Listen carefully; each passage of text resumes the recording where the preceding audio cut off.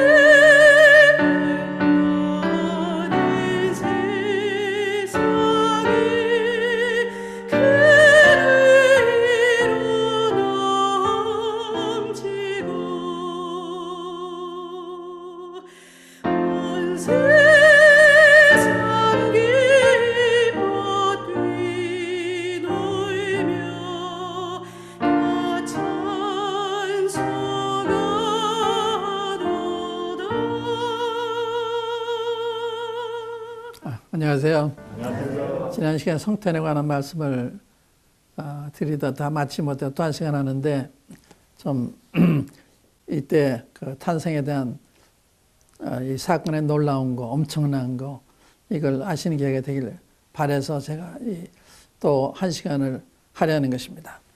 그래서 마태복음 1장과 2장과 3장을 통해서 예수님은 아브라함과 다윗에서 오셨다. 그 약속이 이루어진 거예요.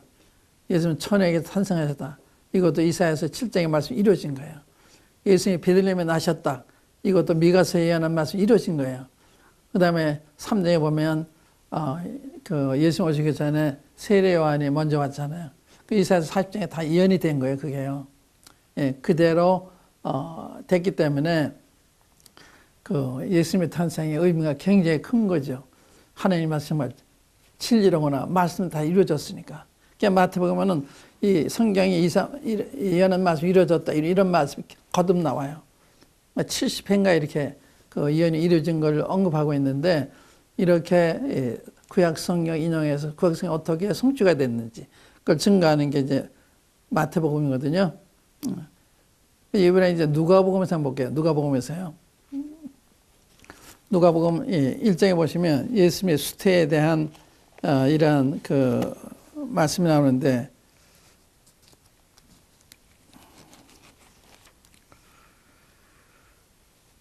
26절부터 한번 읽겠습니다.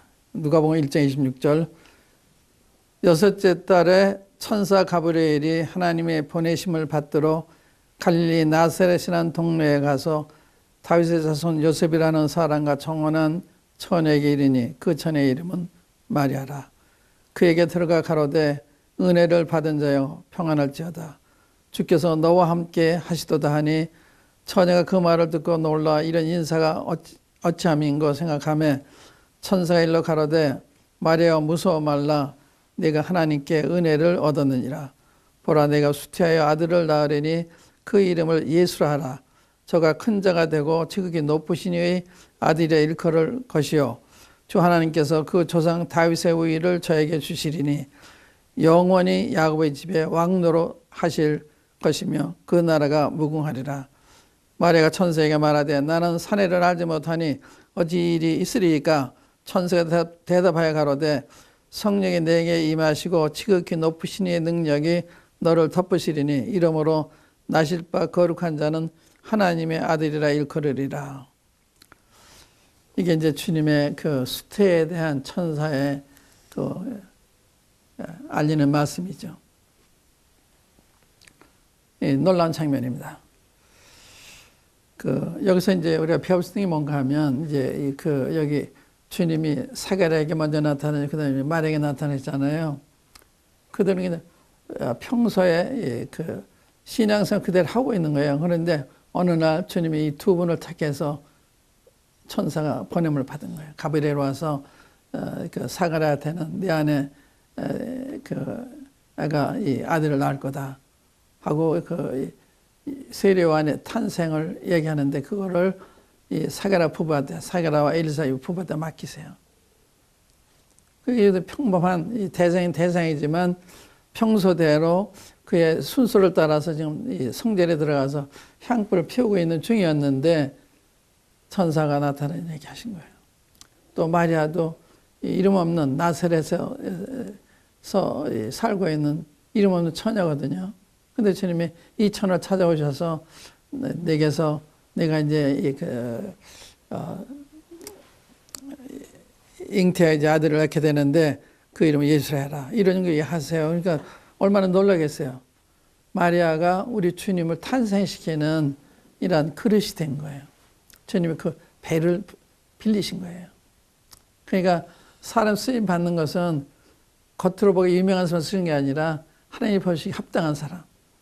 마리아는 이름 없는 사람인데 하나님 그를 택해서 쓰신 것은 그만큼 경건한 하나님을 경외하기 때문에 되게 쓰신 거거든요.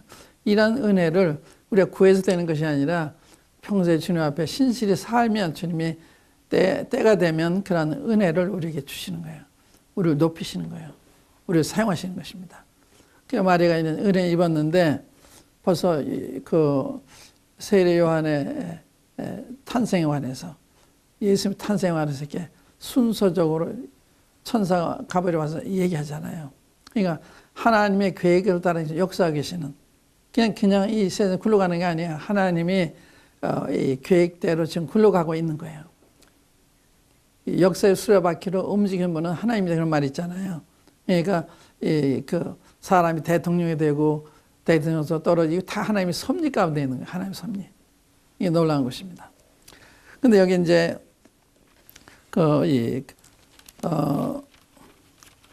마리아에게 성령님에서 예수님을 잉태할 거라는 말씀을 하시고 이제 잉태를 해요. 그래서 이런 소식 받은 후에 마리아가 엘리사벳을 찾아갑니다.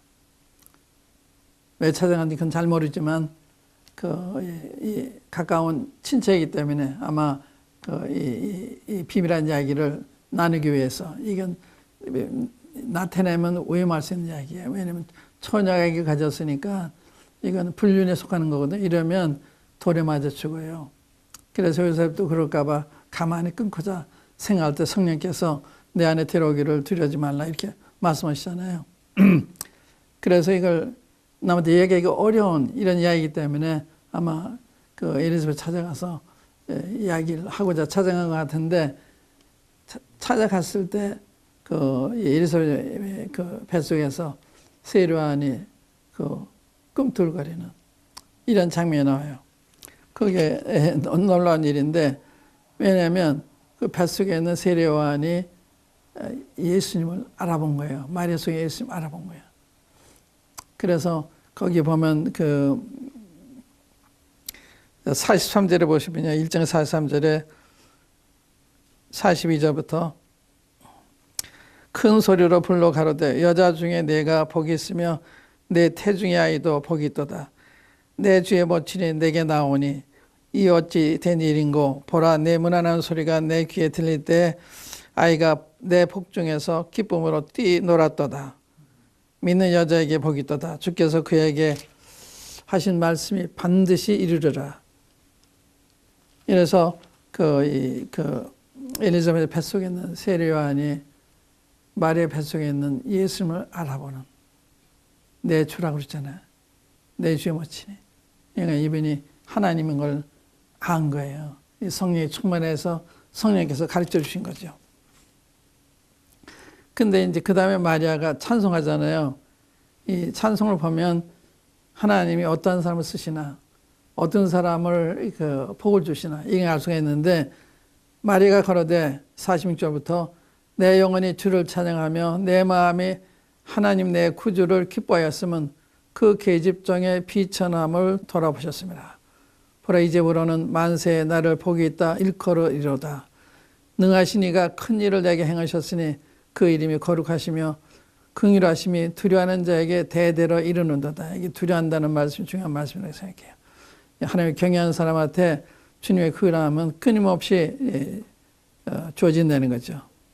그의 팔로 힘을 보이사 마음의 생각이 교만한 자들을 흩으셨고 권세 있는 자를 그 위에서 내리치셨으며 비천한 자를 높이시고 줄이는 자를 좋은 것으로 배부르셨으며 부자를 공소로 보내셨도다. 그 종 이스라엘을 도우사 긍휼히 여기시고 기억하시되 우리 조상에게 말씀한 것 같이 아브라함과 및 그 자손에게 영원히 하시리로다. 놀라운 찬양입니다. 네, 하나님께서는 이렇게 하나님 경외하고 비천한 자, 아무것도 아닌 사람인데 하나님이 마리아를 들어 쓰시잖아요. 그러니까 우리가 쓰임 받는 거는 아무나 쓰임 받는 게 아니에요. 누구나 쓰임 받을 수 있지만 아무나 쓰임 받는 건 아닙니다. 하나님의 비는 마음이 합당할 때 쓰시는 거예요. 겸손하고 하나님이 경외하고 마음이 정결하고 정직하고 이게 다 중요한 거죠. 이제 그런 사람 베푸신다고 얘기했고요. 교만한 사 하나님이 흩으셨다. 권세 있는 자 내리치셨다. 두려운 이야기죠. 교만은 굉장히 불리한 거예요. 불행을 초래하는 것입니다. 항상 겸손한 거, 항상 하나님께 경외하는 거, 항상 정직한 거, 진실한 거, 이게 대단히 중요한 것입니다. 그 다음에 이제 이 장에 보면 그 예수님의 탄생에 대한 그 기사가 나오는데 아까 우리가 지난 시간에 주님이 베들레헴에 나시고 되어 있었다. 출생지도 다 결정이 되어 있었는 거예요. 그러니까 주님이 미가서 5장 2절에 보면 예수님의 그 출생에 대한 예언이 기록이 되어 있습니다. 그런데 이제 마리아와 요셉은 나사렛에 살았어요. 베들레헴은 거기로부터 약 400리 떨어진 남쪽에 살아요. 그러니까 400리면 굉장히 먼 거리죠.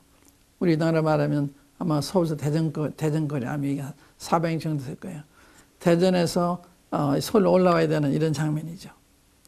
그러니까 이 예언이 이루어지려면 마리아 요셉이 그 베들레헴에 와야 되는 거예요. 400리를 걸어서 오든지 어떻게 하든지 이제 와야 되는데 이걸 이유가 있어야 갈 거 아니에요. 그런데 이때 마침 악시도 황제가 다 각각 자기 본적지로 가서 호적하라는 명령을 내렸어요. 근데 요셉과 마리아의 그 본적지가 베들레헴이니까 그 호적하러 갔다가 기한이 차서 아들 낳는 거거든요.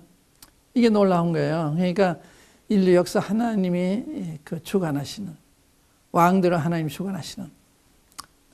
자문에 보면 왕의 마음이 하나님의 손에 있음이 마치 보혜물과 같아서 하나님 임의로 인도하신다. 사람 통치자 하나님의 손에 있다는 거예요. 하나님이 다 주관하시는 것이 임의로 주관할 수가 있어요. 또 이 계시록 1장에 보면 왕들의 머리가 되신 우리 주 예수 그리스도, 그래 우리 주님을 왕들의 머리, 그러니까 만왕의 왕이 되시는, 만왕을 통치하시는 분이 우리 주님이세요. 그러니까 세상 통치가 다 우리 주님의 손에 있는 거예요. 마태복음 28장에 보면 하늘과 땅에 있는 모든 권세를 내게 주셨으니, 그런 말씀. 하늘과 땅에 모든 권세를 주님이 가지고 계세요. 인간 통치 가지고 있는 하나님 가지고, 인간 통치 하나님의 통치하에 있는 것입니다. 그래서 이게 아구스토가 명령하는데, 이게 아구스토 명령 하나님이 하신 거예요. 그래야 그 하나님의 예언이 이루어지니까, 베들레헴에서 나시걸 그 예언이 이루어지려면 요셉과 마리아가 베들레헴을 방문해야 되는 거예요. 근데 이 거리가 한 1, 20이 되는 게 아니라 400이나 되는 이런 먼 거리를 와서 호적하러 왔다가 기한이 차서 아들 낳았어요. 근데 호적하는 사람들이 많기 때문에 여간이 다 차서 들어갈 곳이 없어서 말구에 가서 마읍간에 가서 아기를 낳아서 말구에 누이세요. 말구에가 우리 주님의 요람이 됐습니다. 이것도 의미한 게 굉장히 커요. 주님이 왜 그렇게 오셨냐. 주님이 본래 부여하신 자는데 가난하게 되시면 그의 가난함을 통해서 우리를 부여케 하려 하시려고.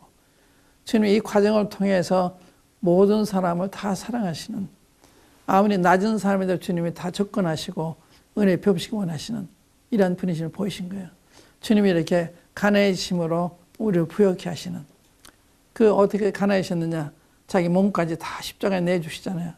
그걸 통해서 우리의 구원의 역사, 하나님의 자녀가 되는 이 축복, 하나님의 자녀가 되는 하나님의 후사가 되고 그리스도 한경 후사가 되잖아요. 이런 축복을 누리게 된 거거든요. 그러니까 여기에 주님이 말구에 나왔던 이 놀라운 장면, 인간이면 이렇게 연출 안 할 거예요. 하나님이 하시기 때문에 이러신 거죠. 그러니까 사람 그래 잘 몰라요. 하나님이 하신 일이 우리 인간의 생각과 많이 다르기 때문에 내 생각과 다르면 아니라고 그래요. 그럴 리가 있을 수 있나? 그럴 리 얼마든지 있을 수가 있습니다. 그렇기 때문에 하나님을 잘 배워야 돼요. 우리가 성경을 통해서 하나님이 어떠한 분이신지, 어떻게 역사하시는 분인지 이걸 잘 알아야 하나님이 이해하고 그분의 마음에 맞는 사람이 될 수가 있는 거예요. 다윗은 그런 사람이었거든. 다윗은 하나님의 마음에 합한 사람이라. 그래서 다윗은 목동이었는데 하나님이 그를 불러가지고 이스라엘 왕을 삼으시잖아요. 그러니까 하나님이 쓰시는 거는 차별이 없어요. 정말 하나님 앞에 합당하면 누구든지 필요한 일에 사용하시는 거예요. 그래서 이제 그 아구스토 영을 내리는데, 보세요. 2장 1절부터 이때 가이사 아구스토가 영을 내려 천하로 다 호적하라 하였으니 이 호적은 구레뇨 수리아 총독되었을 때 첫 번 한 것이라. 모든 사람이 호적하러 각각 고향으로 돌아가매 요셉도 다윗의 집 축속인 고로 갈릴리 나사렛 동네에서 유대를 향하여 베들레헴이라 하는 다윗의 동네로 그 정혼한 마리아와 함께 호적하러 올라가니 마리아가 이미 잉태되었더라. 거기서 그때 해산할 날이 차서 마다들을 다 강보로 사서 구해내었으니 이는 사관에 여관에 있을 것이 없음이라라. 그래서 이렇게 주님이 그 미가서에 그 예언한 그 말씀들이 베들레헴에 태어나니 놀랍잖아요. 하나님 말씀이 놀랍고 또 우리 주님이 그 이러한 그 확실한 방법으로 오셔서 예수님이 메시아라고 하는 걸 아는 거예요. 그러니까 어떤 사람들은 그리스도가 한국에 오는 한국에 오시고 또 이 한국 사람을 통해서 오는 것처럼 얘기하는 사람도 있는데 그건 아니죠. 그래서 성경을 잘 아셔야 돼요. 성경 말씀을 메시아는 아브라함의 자손이어야 됩니다. 또 아브라함의 자손이 한두 사람이 아니기 때문에 또 유다 지파를 통해서 오셨어요. 유다 지파를 통해서 온 한두 사람이 아니기 때문에 다윗의 혈을 통해서 나요. 다윗의 혈을 통해서 나서 한두 사람이 아니기 때문에 천에게서 나야 돼요. 천이 난 것만이 몰라. 왜냐면 그분이 베들레헴에 탄생하셔야 그분이 성경 말씀 메시아거든요. 또 그분 앞에 세례요한이 또 와야 되는 거예요. 또 나중에 은삼시에 팔리셔야 되고 십자가에 못 박히셔야 되고 부활하 이게 전부 예수님 그리스도라고 하는 것을 증거하는 예언의 말씀에 그대로 오신 거예요. 그래서 주님이 마지막에 운명하시면서 다 이뤘다 그러셨잖아요. 그 예언에 대한, 자기 예언에 대한 다 이루신 거예요. 죄인들이 받아야 될 율법이 요구하는 모든 벌을 대신 받으신 거예요. 그래서 다 이뤘다 그러신 거예요. 그래서 예수님은 예언도 이루시고 율법도 이루시고, 그래서 그분을 믿으면 우리가 값없이 의롭다는 하나님의 자녀가 되는 거예요. 근데 우리 요한복음에 보면 이분이 누구냐 한번 다시 보겠습니다. 요한복음을 보시면 요한복음 1장을 보세요. 이 탄생 관련해서 생각이 되는 건데, 요한복음은 예수님의 신성, 예수님의 하나님이시다는 걸 증거하는 복음서거든요. 그래서 이 요한복음에는 족보는 나오지 않는데 그 예수님이 사람이 되신 것, 사람의 그 육체를 취하시 오신 것, 이렇게 증거가 돼요. 1장 1절로 3절 먼저 읽고요. 근데 14절 읽어보겠습니다.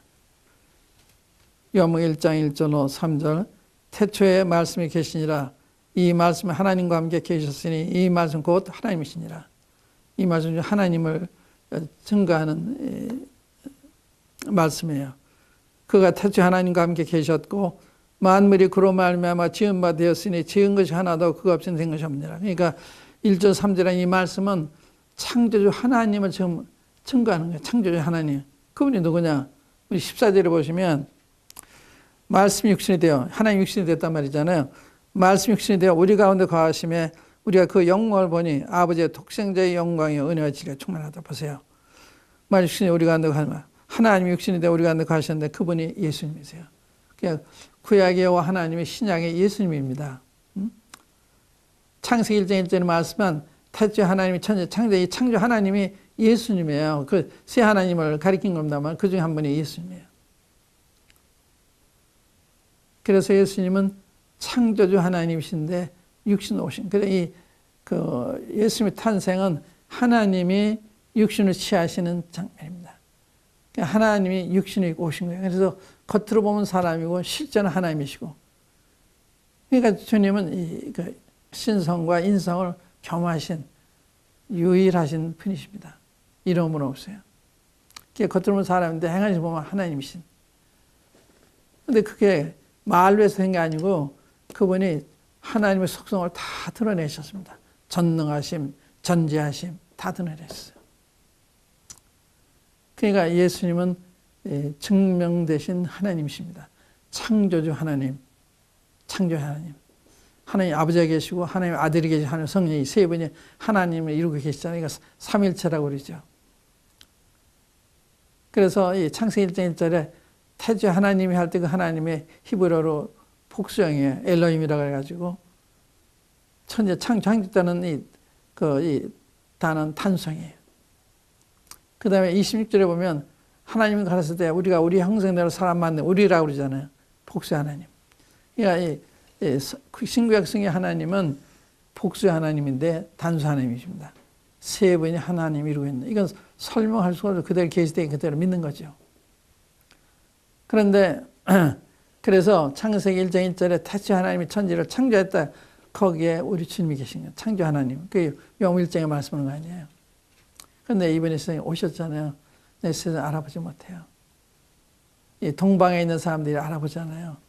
그러니까 그 택한 백성들은 예수님 탄생하셨을 때 하나도 몰라봤어요. 알아보는 사람 없었어요. 동방 박사들이 와서 알게 되고 그 다음에 주님 목자들한테 그 사실을 알리심으로 이제 알게 된 건데 동방 이방인들이 먼저 알았어요. 까마득히 잠자고 있었어요. 자기 땅에 오면 자기 백성 영접지 않았다. 빛이 어둠에 빛이 어둠에 깨닫지 못했다. 또 이번을 배척해 십자가 못 박잖아요. 그러니까 얼마나 유대인들이 깊은 잠에 들었는지 잘못된 잠에 들어있었는지 이걸 알 수가 있어요. 주님 재림 때도 마찬가지예요.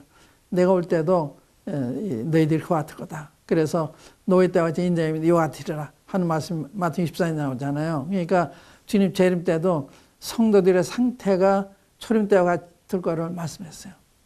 노예 때와 같이 인자의 마음도 같다. 한번 그 말씀 찾아보겠습니다. 마태복음 24장 35절부터 읽을게요.